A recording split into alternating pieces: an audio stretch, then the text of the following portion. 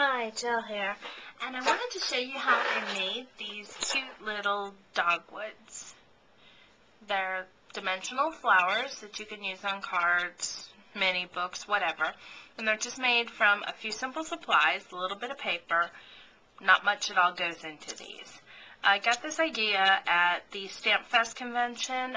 There was a guy there selling a bunch of punches, and he also had a book and all kinds of stuff, and I kind of wish I got that book from him, but this is the only one I remember that he had.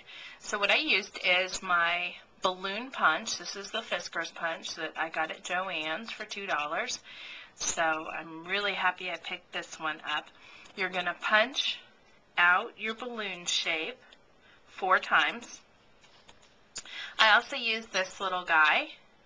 It's a punch bunch, and this is a teeny tiny, I think it's a sun, but it's also a great flower center, and I got this years ago, I think maybe at Hobby Lobby in Connecticut when I was visiting a friend. So I punched out 2 of those out of just some patterned scrapbook paper. Okay, so that's what we'll start with. I'll just show you the basics. So you're going to take your little balloons 2 at a time, and we want to get those little notches. So just go ahead and take some fine little scissors. I like to use my cutter bees. And go ahead and just cut out a little V shape out of all 4 of them 2 at a time. Then we're going to paint them. I use Twinkling H2Os. You can really use any paint that you want, or markers, or however you want to color them, but I like the pearlescence in them. What I do with my Twinkling H2Os is I put water in them before I plan to use them, and that's what creates the paint. I also like to use them with a water brush. You can use a regular brush, but I find that by adding that water in, I get that beautiful shimmery paint. If you don't add the water ahead of time and you just say use a water brush or a paintbrush with some water on it, you're actually not going to get that much of that shimmer. So just prep ahead with them. So I'm just painting both sides around that V on the ends. Now you could come in with a red, you can make these all white. I went and I researched, there's white dogwoods, red dogwoods, and pink dogwoods. And the pink dogwoods have coloration anywhere from just the tips into the full flower. So I just like the ones with the tips.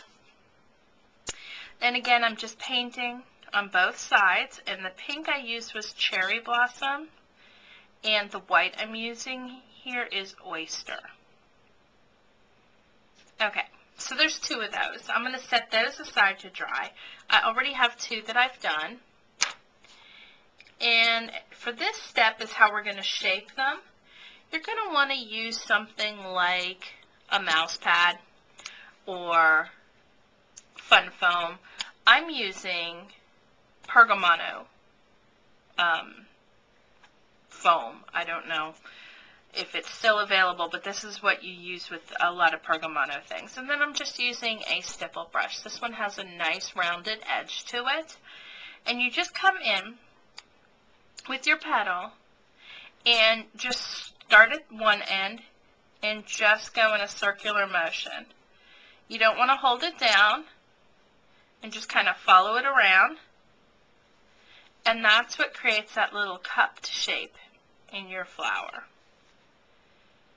And you want to let your petals dry just a tiny bit before you do this. You don't want to go in when they're too wet, or you could push a hole in them. And then just pull out that little V. So see how simple that was? I did that with all 4 petals. And actually, let me move the mat. Okay, so your last step is just to assemble them. So here's your 4 petals. I used Scotch Quick Dry adhesive. Actually, this isn't the last step, but it could be your last step if you wanted to. And I put some on the back of this little star piece. And I I'm hesitant because I don't want to push out too much. Done that before. Okay, so just kind of smush it around with your petal, balloon, whatever you want to call it at this point, and stick it down. Go to the next one, pick up a little bit of that glue, stick it down. You're going to do the same thing again with your third one, and then with your fourth one. Okay, now you're just going to come in with your final little sun shape. Again, just a touch more of that Scotch Quick Dry. And this we're just creating a little sandwich to hold your petals in place. I'm not sure this is a must-do step, but I like to make sure it's nice and tightly in there. So see how easy that was? So there's our little flower. You could leave it like this, but I came in with a little bit of flour soft. This is sweet pea. And just, again, just a little, another dab of the Scotch Quick Dry. You could use Aleene's, you know, whatever glue you like that's handy. I just like that this is quick dry. And just pull out a little bit of that flour soft and push it down. You want it to get stuck in there. And that's one of the things with flour soft that you do want to do, I've learned. And then tap your excess back into the container.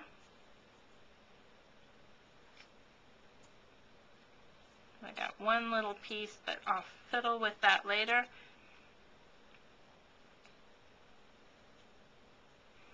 Okay. So, there's your finished flower. And I do them assembly line style, and they're fast and easy to make a whole bunch of them. And I'm going to use them on cards with a Dogwood image that I have stamped. So I hope you try these out. Let me know if you have any questions, and thanks for watching.